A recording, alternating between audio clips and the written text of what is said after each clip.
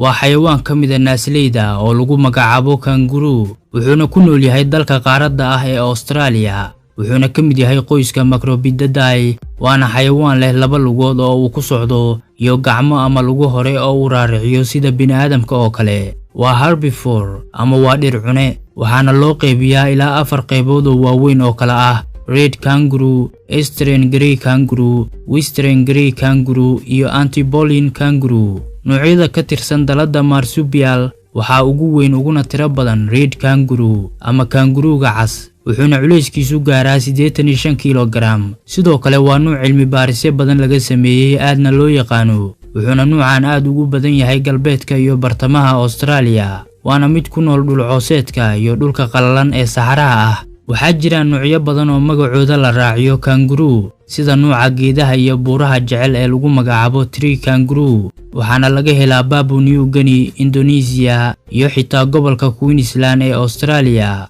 kangarooga jirkiisu wuxuu u samaysan yahay hab u saamaxaya inuu si fudud u boodo wuxuuna leeyahay laba lugood oo gadaale oo aad u awood badan seenta dheer ee uu gadaal ku leeyahay waa ay xooggan tahay waana mid shaqooyin badan u qabata waxay isku dheeli tirtaa jirkiisa kolka uu ordayo ama boodayo sidoo kale mararka qaar waxay u noqotaa lug uu ku istaago gaar ahaan marka uu dagaalamayo ama haraantida uu ridayo wuxuu ka mid yahay xayawaanada ugu bootinta dheereeya wuxuuna awoodaa inuu sameeyo bootin gaaraysa 30 feet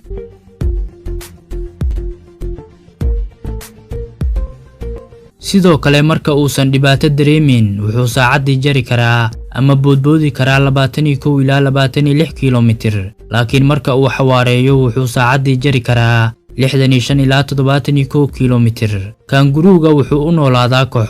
waxayna kooxdiiba tiradeedu gaartaa 4 ilaa 10 kangaroo waxaana mararka qaar dhacda in la arko koox ka kooban 100 kangaroo marka ay koox yihiinna waxaa Australia looga yaqaanaa mob waxaana dhexdooda ka caada ah in labadii kangaroo ee kulanta isna aqoon weysaa inay sanka iska taataabtaan kuwa lab waxay badanaa ku hardamaan kuwa dhadig waana feeryahanada xayawaanada ayagoo waliba isku adeegsada haraantidooda kulul inta badanna waxaa kuwa dhadig calfadaan kuwa lab ee awoodda badan waxaana kooxda hogaamiya midka lab ee ugu weyn wuxuu ka mid yahay xayawaanada ugu dhufashada kulul waxaana la sheegaa in darbadiisa ay dili karto qof qaangaar ah wuxuuna awoodaa inuu ku qaarijiyo xayawaanada qaar dhanka kale aragga kangarooga waa mid sareeya wuxuuna si fiican u arki karaa waxyaabaha sameeya dhaqdhaqaaqa sidoo kale wuxuu leeyahay maqal fiican wuxuuna awoodaa sida xayawaanada qaar in uu dhagihiisa dhan walba u jeediyo waliba asigoo aan dhaqaajinin madaxa intiisa kale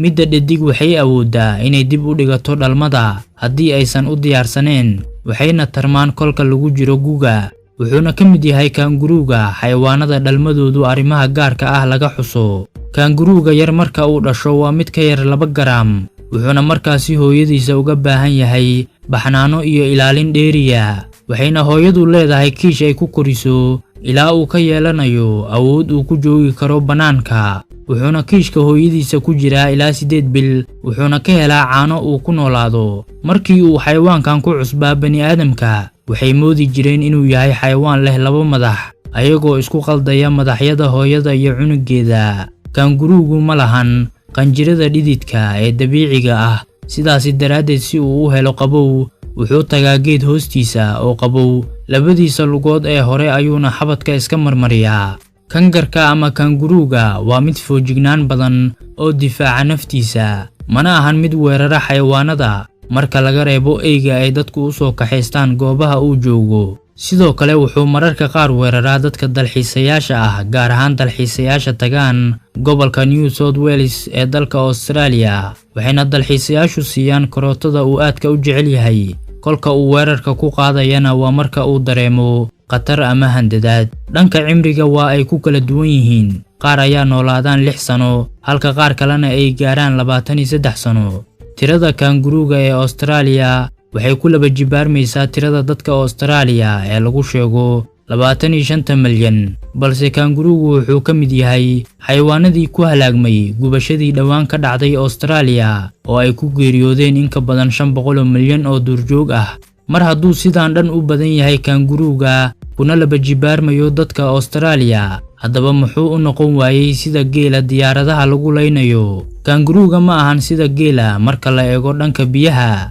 oo kangaruugu wuxuu cabaa xaddi aad u yar oo biyo ah, wuxuuna xaddigaasi yar ku joogaa bilooyin, oo wuxuuba inta badan biyihiisa kala soo baxaa dhirta uu cuno. Waana taas sababta ugu weyn ee loo jecel yahay, waana astaanta Australia iyo xayawaanka ay ku faanto. Hilibkiisuna waa mid qiimo sareeya oo laga ganacsado loona dhoofiyo daafaha caalamka, waxaana la sheegaa in borotiinku ku badan yahay, dufankuna ku yar yahay.